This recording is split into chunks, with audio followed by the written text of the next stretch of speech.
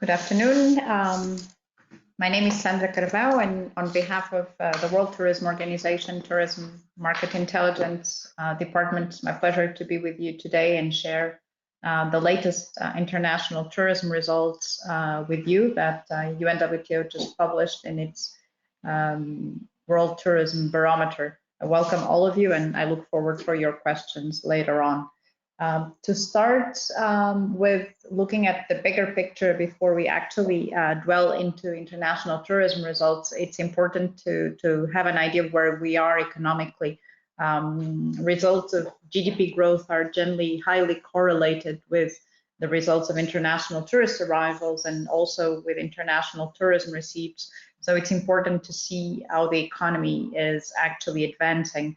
And we do see that after a very strong growth in 2017 and part of 2018, according to the International Monetary Fund, the growth is slowing down. Their forecasts at this point say that against the 3.6 growth in 2018, this year GDP growth worldwide would end at 3.3, so in a clear slowdown trend. But the most important factor is actually how we see advanced economies slowing from 2.2% last year to 1.8%. This is particularly an issue in important source markets for tourism, such as Germany within the euro area. The slowdown in emerging economies for the moment is expected to be lower. So we will see emerging economies continuing to drive tourism demand. Looking at other economic factors, it's also important to see how exchange rates have been moving, especially last year. We've seen the US dollar gaining ground against the euro, and we've seen the yen gaining ground against the US dollar. This has naturally favored long haul to Europe, but also flows from Japan to Europe and to the US. At the same time, the positive news is that despite the risks that the economy is facing, the monetary policies have been and continue to be on the expansionary side, with low interest rates fueling consumer demand and investment. Obviously, also we face several risks. Some of them are clear on the economic side as well. We have seen how the uncertainty around Brexit has actually impacted the UK outbound, but also consumer confidence and investment confidence. We are seeing increased trade tensions, which obviously will have an impact in the global trade level, but also in the economy and in the relationship between the source markets and the destinations. As mentioned, we do expect an economic slowdown in advanced economies. And on the other side, we face the challenge of rising oil prices, impacting on the level of air transport particularly.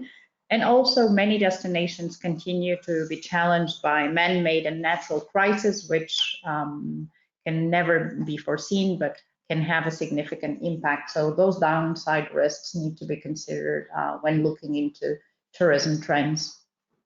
Overall, if we look more into the consumer behavior of tourism, we see that international tourist arrivals and spending continues to outpace the economic growth. In terms of international tourism receipts particularly, we do see consumers looking for more and more unique experiences and experiences that transform them, either physically or mentally.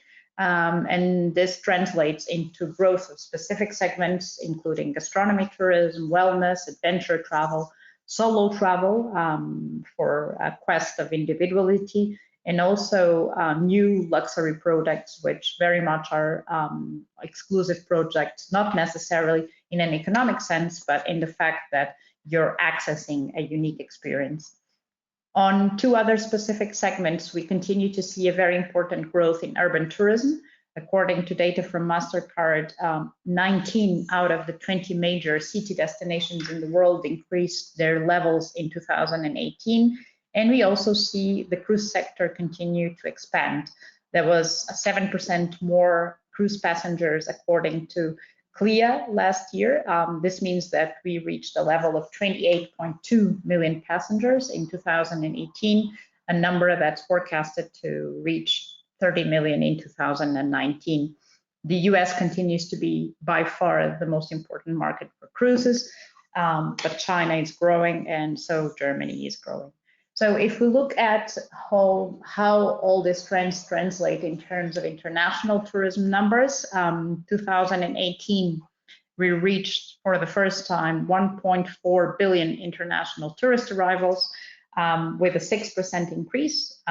This number was actually reached 2 years ahead of the date that UNWTO had forecasted it to be reached.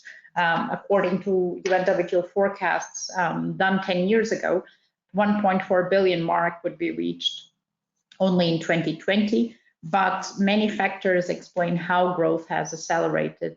This is a result of an improved economic situation. Growth in the economy has been above the trend in the last 2 years. Prices of air transport have also kept relatively low. If we look at oil prices, declines that have impacted in the expansion of air capacity and the lowering of prices. And we also see the impact of all the digital transformations, which have made emerging new business models actually accelerate the growth for international travel. This number has translated into 1.7 trillion US dollars in terms of international tourism exports. Those are the expenditure done by international tourism in the destination. And in that sense, we had a 4% increase, meaning that every day there's around 5 billion US dollars being generated by international tourism as an export category, because travel is part of the balance of payments, and it's increasingly a factor very important for countries keeping their balance of payments in a surplus, but also to actually continue the recovery in many countries which have faced economic challenges. If we look at the behavior of international tourism receipts in the last years, we do see that both arrivals and receipts have been very close to the world economy growth, but often have outpaced that growth. So actually, when international tourism grows beyond real GDP growth, is generally when we have growth in GDP of more than 4%. If we have around 4% or less, then the growth of arrivals is very similar to GDP growth. When that GDP growth goes beyond 4%, then we generally would have a more significant growth in international tourist arrivals. If we look at the source markets on the other side, we realize that China continues to be the main source market around the world. In 2018, Chinese traveling outside spent $277 billion in travel. That was an increase of 5%, but most of the growth actually came from the United States, France, Australia, and the Russian Federation. We can see that the growth is relatively slow in the German market and also in the market of the Republic of Korea, which has slowed down last year. In terms of how we are seeing 2019, results for the first 3 months covering the period of January to March reflect a continued growth of international tourist arrivals. Worldwide, we registered a 4% increase, which means that we do see, as expected, a slight slowdown on the 6% growth rate that was registered in 2018. But also these results are much more close to the historical trends that international tourism has been registering. A growth of 6 to 7% as we had in 2017 and 2018 are extremely high as compared to the historical trends. If we look at the results of the different regions, we see that the Middle East grew above the world average in 2019 first months, but also Asia and the Pacific. If we dwell into the results of each region and we'll look into Europe, Southern and Mediterranean destinations together with Central and Eastern Europe, have been actually leading the growth in this first part of the year. The UK bookings, as was mentioned, was slower due to the Brexit situation, but still many Mediterranean destinations had a pickup on British arrivals in the last part of the year. We also see, obviously, a redistribution of traffic to destinations in other regions that had somehow preferred destinations in the Mediterranean are going back to destinations such as Egypt and Tunisia. So there is a rebalancing of demand in the Mediterranean. Overall, there is a significant increase in air capacity. Many countries report opening of new routes, which has helped to offset the bankruptcy of some airlines in Europe. And also data for bookings, forward bookings in the coming months show an increase of 5%. Another factor that's important to mention in Europe is that more and more destinations are trying to attract the Chinese market, are implementing visa facilitation measures, and that has translated into an increase of China tourism, especially for Central and Eastern European destinations during this period. If we now go to the second most visited region in the world, Asia and the Pacific, we see that it had a very strong of this year as a continuation of the previous results of 2018. Growth was mostly led by Northeast Asia, where we find destinations such as China, the Republic of Korea, or Japan, followed by South Asia, Southeast Asia, and on the contrary, some flat results in Oceania, where we find destinations such as Australia or Indonesia. One of the main drivers of the region growth is naturally the strong outbound from China, which was up around 12% during the Chinese New Year, one of the peak travel seasons for China. We also see significant infrastructure developments in China as a destination, in terms of high-speed trains and the promotion of access in the Greater Bay Area that links China with the regions of Hong Kong and Macau. We do expect the Rugby World Cup and also all the meetings related to the G20 to be a positive factor as we come to the next months in Japan. And one of the most interesting things in Asia is that hotel pipeline, what is expected to come to the market, continues to increase significantly. If we then go to the Americas, we see a very diverse situation. One very positive news is that Caribbean destinations have rebounded strongly from the impact of Hurricanes Irma and Maria, which have actually hit this part of the world at the end of 2017. So finally, destinations are coming back.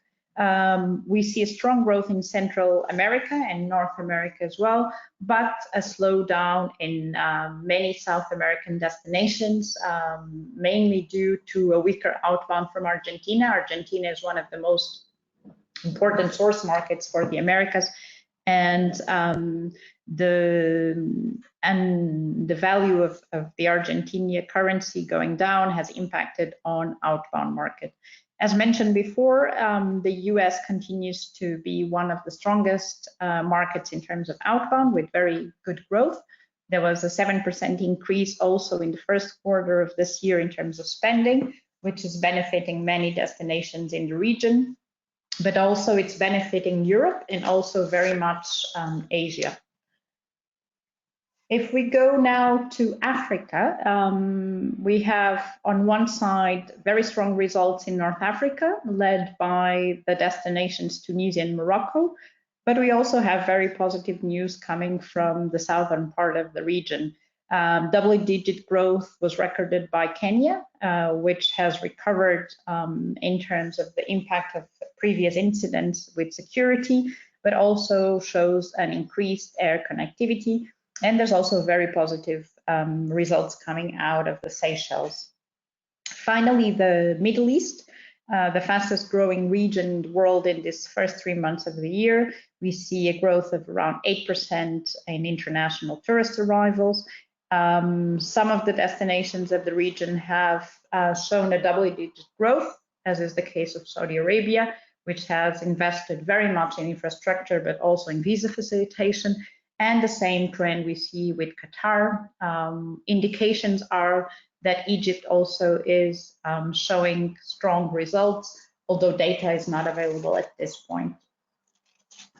As we look towards the rest of 2019, we do see that confidence has started to pick up. We have registered within our UNWTO World Tourism Barometer Confidence Index, which we follow since 2003, a slight decrease of confidence in the sector towards the end of last year. But we do see that experts are starting to show more confidence in the months to come. In terms of how we see the end of this year in terms of international tourist arrivals, as mentioned before, growth worldwide in arrivals is slowing down, coming much closer to historical trends. Our forecast is that this year would end with a 3 to 4% increase in international tourist arrivals, so very close to the 3% GDP growth that we mentioned in the beginning. Among the different regions, the strongest growth would come from Asia and the Pacific, with a 5 to 6% increase, followed by Africa, 3 to 5%, Middle East, 4 to 6%, and then the Americas and Europe, respectively, around 2 to 3%, and Europe at 3 to 4%. So we do see globally that we are coming back, as I mentioned, to more historical trends in terms of growth as a consequence of factors such as slowdown in the economy. Finally, a key message in terms of international tourism trends is that as a UN agency, our role is to ensure that tourism can be a factor driving the 2030 sustainability agenda and implementation of the Sustainable Development Goals. So it's very welcome to see there is an increase in the awareness of travelers on the impact that travel can have on the environment, on the culture of the communities that are visited. We welcome very much the campaigns that are growing around zero plastics and the impact of climate change. Tourism is naturally one of the vectors of climate change, but also, very importantly, is one of the sectors that can be most affected by the impact of climate change, especially in regions which might be less favored economically. And there's also an increased awareness of the need to manage growth, making sure that communities benefit from the tourism development areas. This is particularly true in urban tourism. So from our side at UNWTO, we're working very strongly in advancing those three key areas of activity and making sure that this growth translates into benefits for the communities, for the residents, but also that we minimize the impact that tourism has in our planet and in our culture and in our communities, at the same time as we spread the economic, but also the cultural benefits that tourism can have when we bring different people together. So this brings us to the end of today's presentation of international tourism results. It's been a pleasure to be with you. As I mentioned, my name is Sandra Carvão. I'm in charge of the Tourism Market Intelligence and Competitiveness Program at the World Tourism Organization, where we follow very close global international tourism trends. And I'll be happy to answer your questions as I can, and looking forward to hear from you. Thank you very much.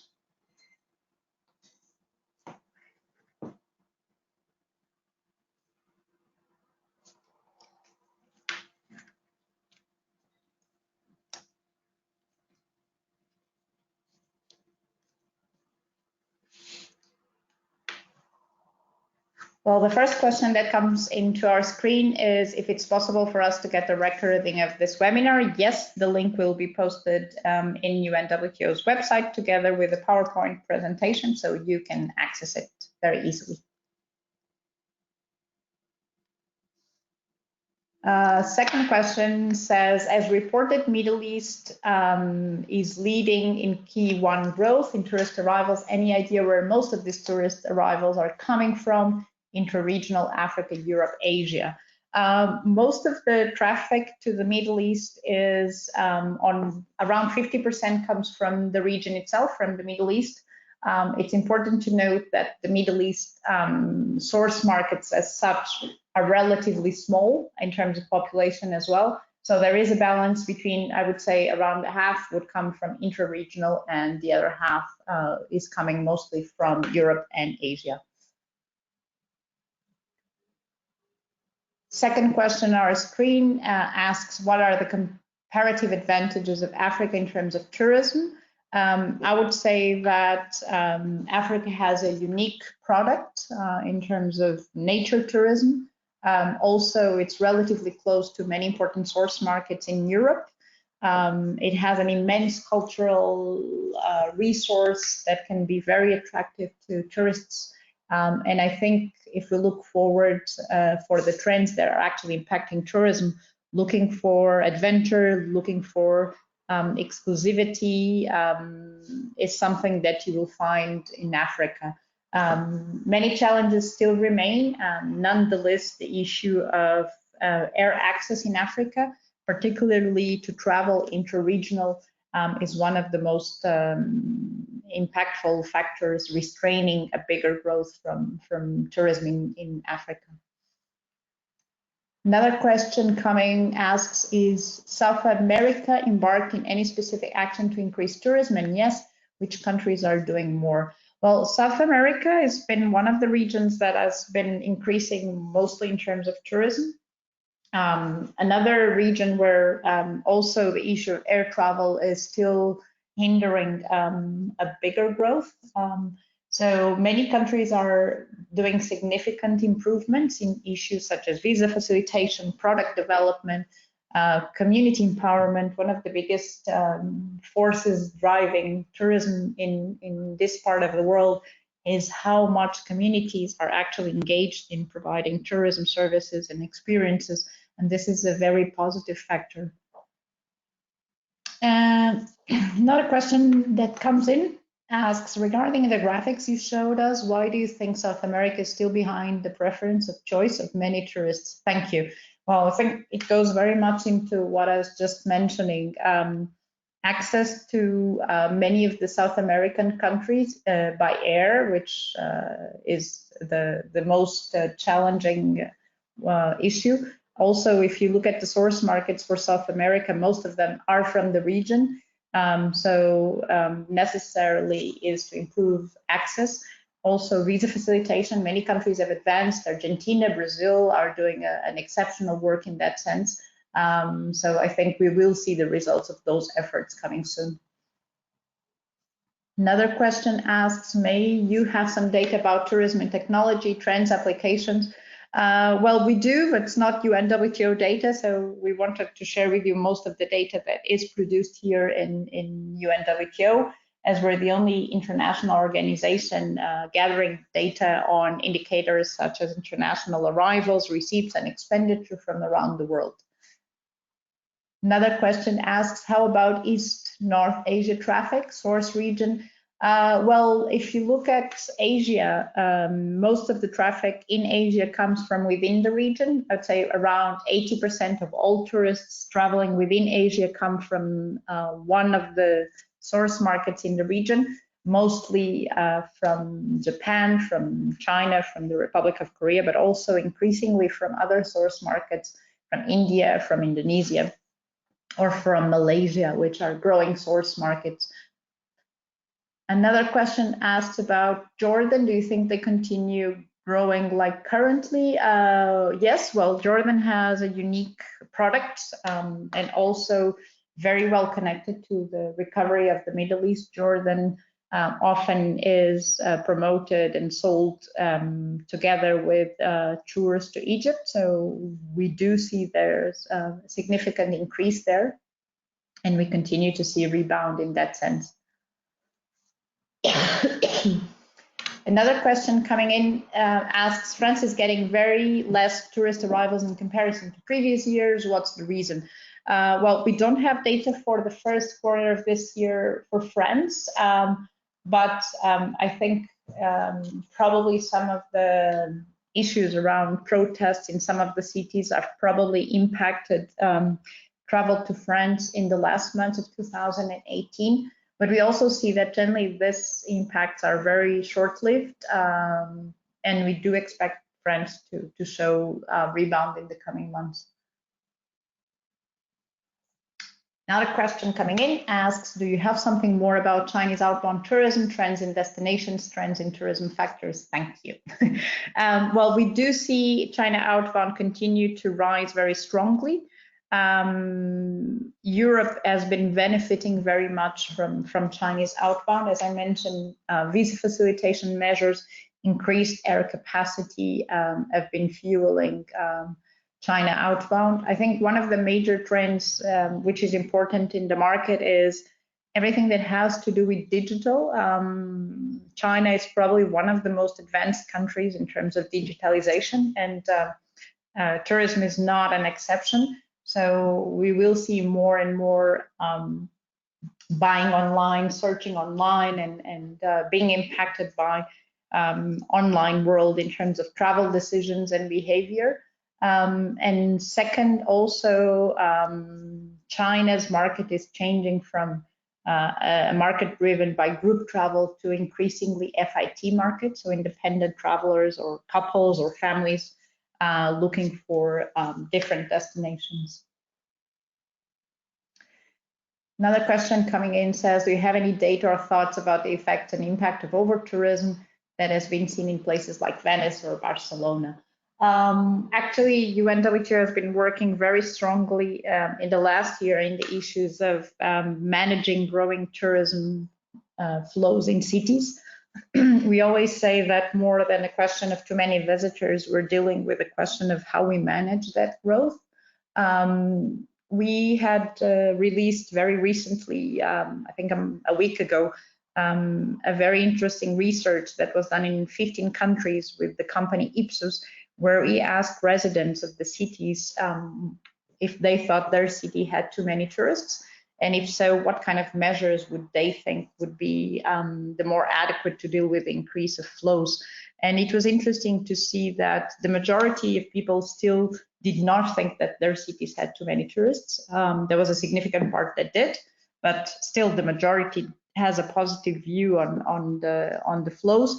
But I think the most important results that came is that only a very small percentage, around 9% of the people actually said that they would stop tourism promotion or that they would stop increasing the numbers.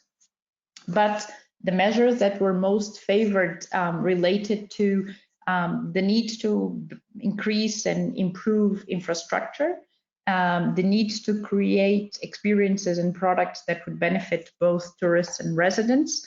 And this is an interesting example of how planning and measurement and managing of tourism in urban environments needs to be taken at a higher level. So when you're looking at a city plan, you need to consider it for tourists and for residents alike. And both are important and both are actually living in the same space.